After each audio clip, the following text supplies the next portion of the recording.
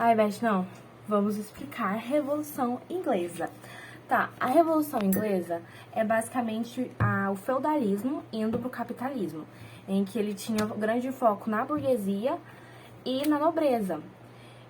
Tinha também o liberalismo, que era a liberdade de expressão, essas coisas. Aí começa na dinastia Stuart, com o Jaime I, em 1603 e 1625, mas datas não precisa saber muito não. O Jaime I era primo da Rainha Elizabeth. A Rainha Elizabeth morre e ele é chamado para tomar o trono porque a Rainha Elizabeth não tinha filho. Aí o povo fala assim, a Elizabeth morreu, quem que vai continuar? Aí chama o primo e fala assim, vem cá, vem tomar o trono, pode ser, é seu, pode tomar. Aí ele entra como rei, e só que o parlamento não aceitava ele como rei. Falava, quem é você? Olhava assim pra ele e não aceitava, considerava ele como um estrangeiro. E o parlamento são divididos por duas câmaras. A Câmara dos Comuns, que, né, é basicamente a fuleiragem. É só pra falar que o povo tem escolha, que é a burguesia e o gentry. O gentry é a nobreza sem título, são donos de pequenas propriedades. E a Câmara dos Lordes, que é a nobreza. E aí esse parlamento se recusava, a aceitar o Jaime I como rei.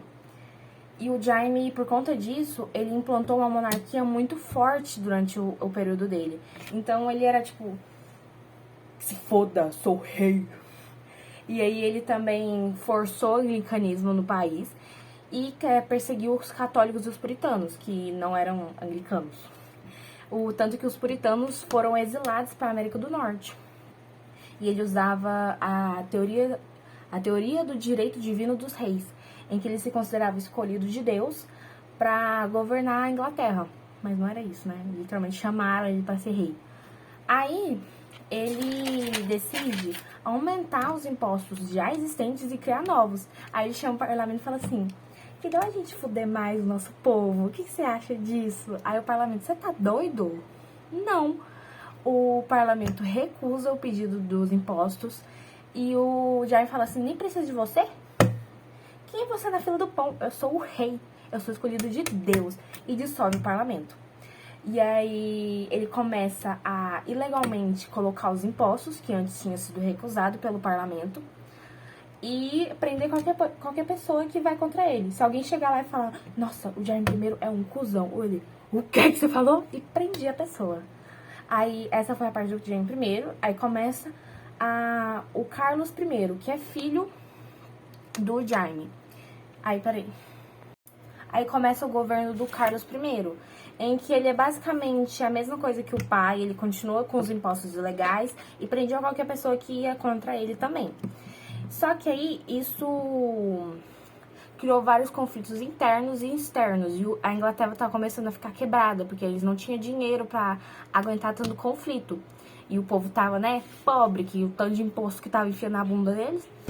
E aí o parlamento fala assim, não, gente, a gente não aguenta mais, e força o Carlos a assinar a petição de direito.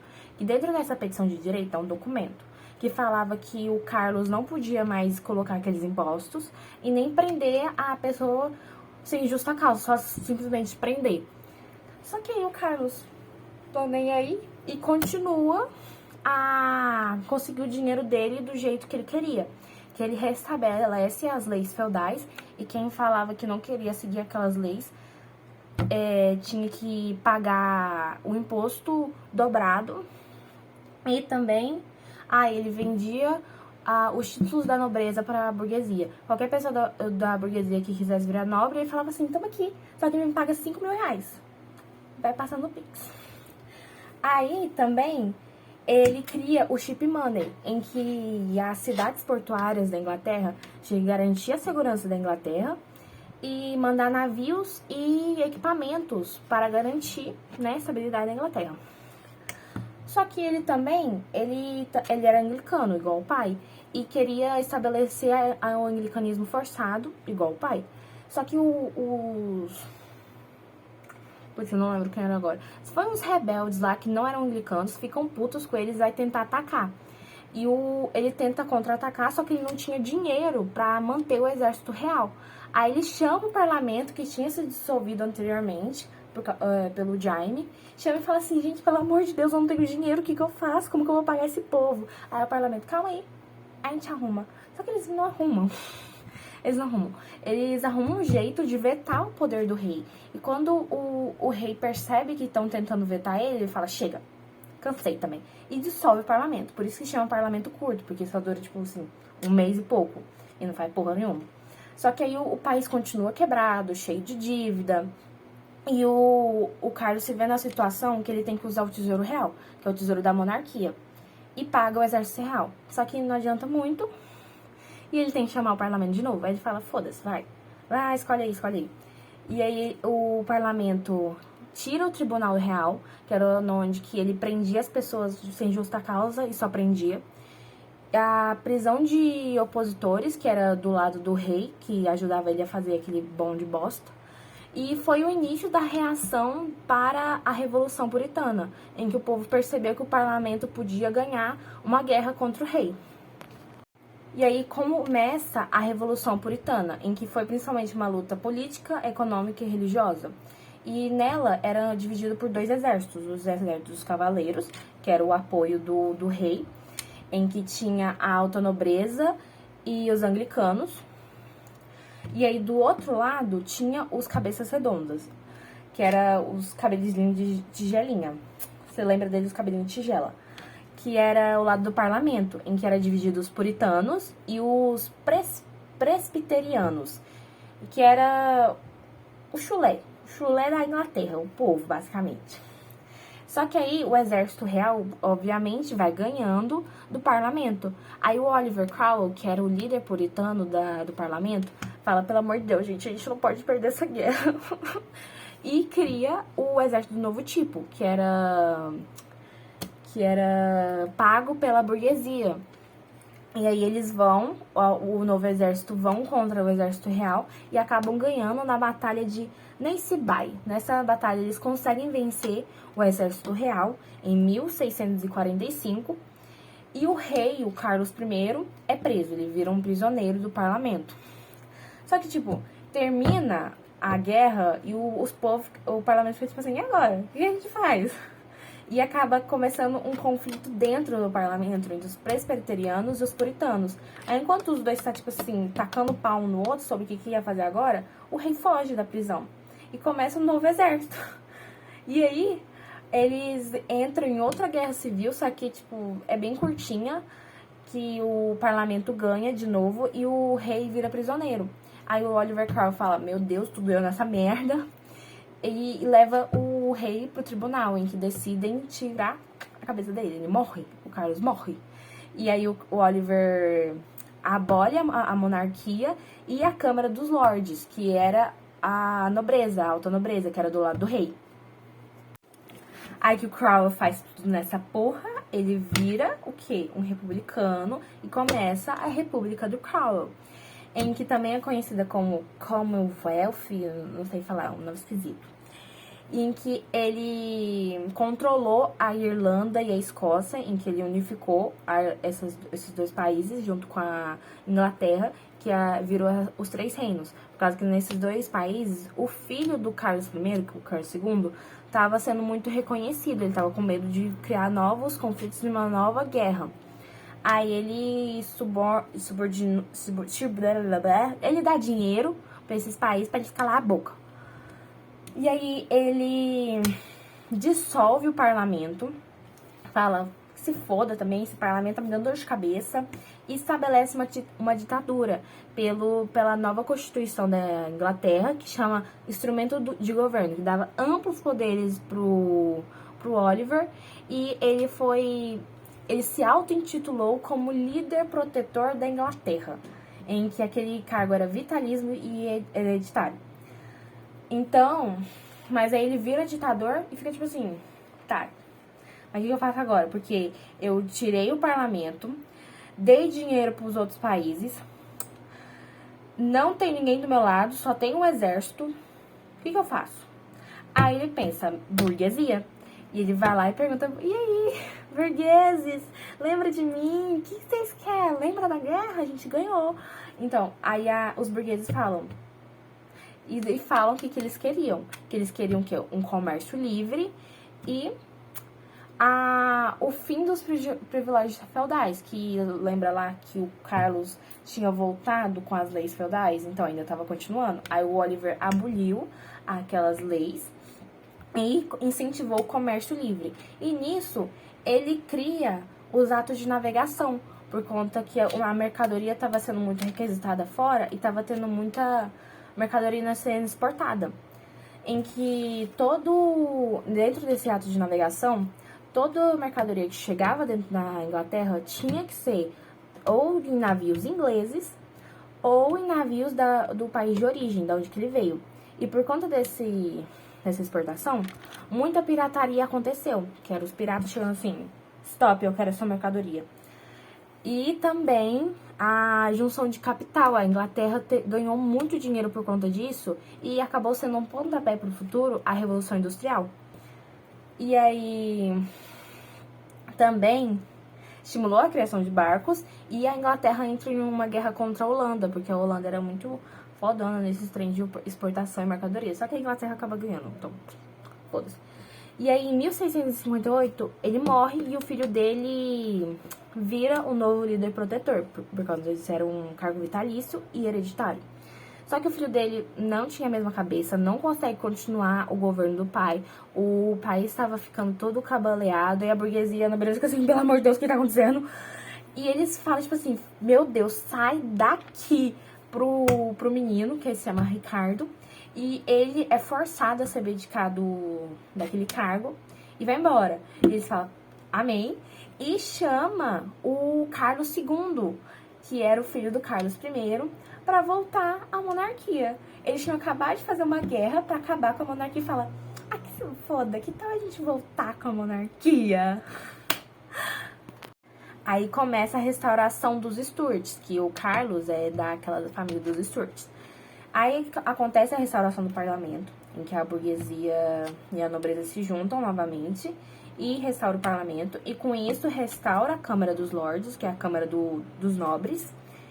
E basicamente o Carlos só foi chamado para ter alguém no poder, para falar que tem alguém no poder. Mas quem que comandava mesmo era o parlamento, por trás ali das cortinas. O Carlos fazia uma coisa ou outra? Fazia, mas não era muita coisa. Aí porque ele foi meio que obrigado a fazer aquela petição de direitos que o pai dele tinha sido obrigado a assinar. E a Carta Magna, que era a Constituição do país, era as leis do país que ele tinha que fazer. E dentro do governo, o governo começou a se profissionalizar, tava tendo, muita coisa política.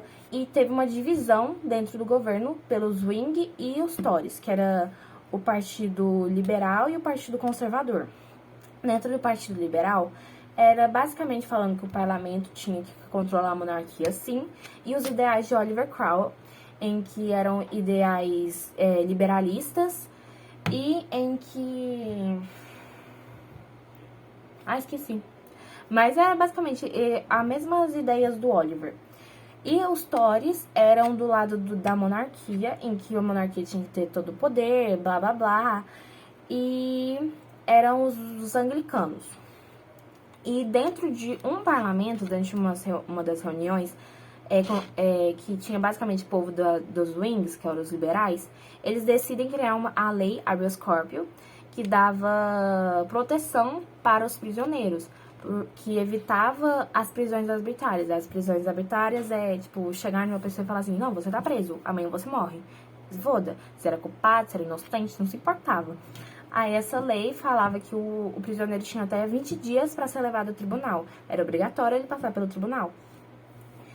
Então, acabou dificultando, porque antes ele só nem tinha tempo de falar alguma coisa, ele já tava lá sendo morto. E aí... O Carlos morre e o irmão dele, chamado Jaime II, entra no poder. O Jaime II, diferente do irmão, era católico. O Carlos era anglicano. E o Jaime era, católico a ver, católico aqui. É 100% católico é minha vida. Amém, Jesus. E aí ele coloca católico como uma religião oficial do país, em que grande parte, uma massiva parte do país, odeia isso. Eles são anglicanos de sangue, de coração, de alma, de tudo. Eles são 100% anglicanismo. Eles odeiam. Só que acabam engolindo ele porque eles não queriam outra guerra civil como teve com o Carlos I. Só que isso muda quando ele tem um filho. No segundo casamento do Jaime, a esposa dele fica grávida e tem um filho. Aí o povo fica tipo assim... E eles estavam tipo assim, meu Deus, a gente vai ter um herdeiro que vai ser católico, vai foder com tudo. Meu Deus do céu. E aí o parlamento fala assim, não, gente, a gente não pode deixar isso acontecer. E aí os Zwing e os Tories, que eram rivais, se juntam e começa a Revolução Gloriosa. Meu celular até caiu. E na Revolução Gloriosa, eles chegam assim pro genro do Jaime II e falam assim, ó... Sexta-feira a gente tá pensando em tirar o seu genro do poder, o que você acha? Quer juntar com a gente? Ah, o Guilherme... Ai, tô sem nada pra fazer, eu vou. Aí ele vai junto com o parlamento, ele se chama Guilherme de Orange, e vai invadir a Inglaterra com suas tropas. Fala assim, eu quero o trono. Só que o Jaime foge com a família dele pra França e o trono fica vazio. Tanto que ele é chamado de Revolução Gloriosa porque não foi necessária o uso de violência e foi rápido. Foi tipo assim, o Guilherme chegou lá, eu quero o trono. O Jaime, que se foda, vou pra França, vou ver a Paris, aqui vou ensinar pro meu filho o catolicismo. Tchau, pode ficar com o trono aí. Aí o trono fica vago e o parlamento coroa o Guilherme como novo monarca, em que ele vira o Guilherme III. E ele é basicamente forçado a assinar o Bill of Rights, que dentro desse Bill of Rights basicamente falava que o poder todo era do parlamento e a monarquia só tava lá pra tá. E aí a monarquia, que antes era uma monarquia absolutista, vira uma monarquia parlamentarista. Parlamento? Então, aí ele também encerra a teoria divina dos reis, porque não tem jeito de falar que o rei foi escolhido por Deus, sendo que o parlamento deu o trono beijado, lavado de ouro, assim, ó, tudinho, certinho, a medida de Carlos, do Guilherme. Aí também, dentro desse Bill of Rights, eles falam que qualquer aumento de impostos e qualquer criação de impostos tinha que passar pela Câmara primeiro, né? Os carinha estavam traumatizados da última vez que aumentaram os impostos. Também falava que o povo tinha liberdade de imprensa, individual e propriedade privada. E também colocaram como religião oficial o anglicanismo e a tolerância de algumas religiões, mas nunca em circunstância nenhuma, o católico. O católico chegava lá e chutava a bunda dele pro outro lado do país. E depois de um tempo, o Guilherme acaba morrendo e a Ana, que é a sucessora dele, rainha, feminismo, entra como rainha e ela assina o Tratado de Methuen, que foi muito bom para a Inglaterra porque abriu a porta de Portugal para as mercadorias inglesas que eram taxadas abaixo do comando. Tipo assim, a Ana chegava lá, você não quer abrir a porta das suas exportações pra gente, não? Aí ele, vem pra cá, né? Aí eles assinaram isso. E isso foi muito bom pra Inglaterra, porque eles ganharam, né? Muito money. E também a Ana incorporou a Escócia dentro da Inglaterra, que é conhecida agora como Reino Unido da Grã-Bretanha. E é isso, encerra, acaba a Revolução Gloriosa e a Revolução Inglesa. É isso, não tem mais monarquia, é uma república, é isso. E é um negócio governado pelo parlamentar. E a monarquia só tá lá pra ser fachada, literalmente, porque elas não governam porra nenhuma.